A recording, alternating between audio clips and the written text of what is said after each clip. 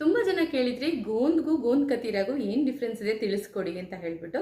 Hi, ನಾನು ದೀಪಾ ನಾಗೇಶ್. ನಮ್ಮ ಆಯುರ್ವೇದಿಕ್ ಪ್ರಕಾರ ಸಾಕಷ್ಟು ಬೆನಿಫಿಟ್ಸ್ ಇರುತ್ತೆ ಎರಡರಲ್ಲೂ ಕೂಡ. ಬಟ್ ಇದು ಹೀಟ್ ಕಂಟೆಂಟ್ ಇರುತ್ತೆ, ಅಂದರೆ ಬಾಡಿ ಹೀಟ್ ಆಗುವಂಥದ್ದು ಗೋಂದ್ ಅಂತ ಹೇಳ್ತೀವಿ, ಅಥವಾ ಅಂಟಿನ ಉಂಡೆಗೆ ಉಪಯೋಗಿಸ್ತಾರಲ್ಲ ಅಂಟು, ಅದು ಇದೊಂದು ಮರದಿಂದ ಎಕ್ಸ್ಟ್ರಾಕ್ಟ್ ಮಾಡಿರ್ತಾರೆ. ಸೊ ಇದನ್ನು ಬ್ಯೂಟಿ ಬೆನಿಫಿಟ್ ಆಗಿ ನೀವು ಯೂಸ್ ಮಾಡ್ಬೋದು, ಅಪ್ಲೈ ಮಾಡ್ಕೊಳ್ಳಿಕ್ಕಲ್ಲ. ಇದನ್ನು ಕನ್ಸ್ಯೂಮ್ ಮಾಡೋದ್ರಿಂದ, ಅಂದರೆ ಅಂಟಿನ ಉಂಡೆ ಮಾಡಿಕೊಂಡು ಡ್ರೈ ಫ್ರೂಟ್ಸ್ ಜೊತೆ ಇದನ್ನು ತುಪ್ಪದಲ್ಲಿ ಹುರಿದು ಅದನ್ನು ಕನ್ಸ್ಯೂಮ್ ಮಾಡೋದ್ರಿಂದ ಸ್ಕಿನ್ ತುಂಬ ಚೆನ್ನಾಗಾಗುತ್ತೆ, ಕೊಲಾಜನ್ ಬೂಸ್ಟ್ ಆಗುತ್ತೆ. ಯಾವುದೋ ಕೊಲಾಜನ್ ಸಪ್ಲಿಮೆಂಟ್ ತಗೊಳ್ಳೋದ್ರ ಬದಲು ಈ ಅಂಟನ್ನು ಉಪಯೋಗಿಸೋದು ತುಂಬಾ ಒಳ್ಳೆಯದು. ಗೋಂದ್ ಕತೀರ ತುಂಬ ತಂಪು ಕಾರಕ ಅಂತ ಹೇಳ್ತೀವಿ, ಅಂದರೆ ಕೂಲೆಂಟ್ ಅಂತ ಹೇಳ್ತೀವಿ.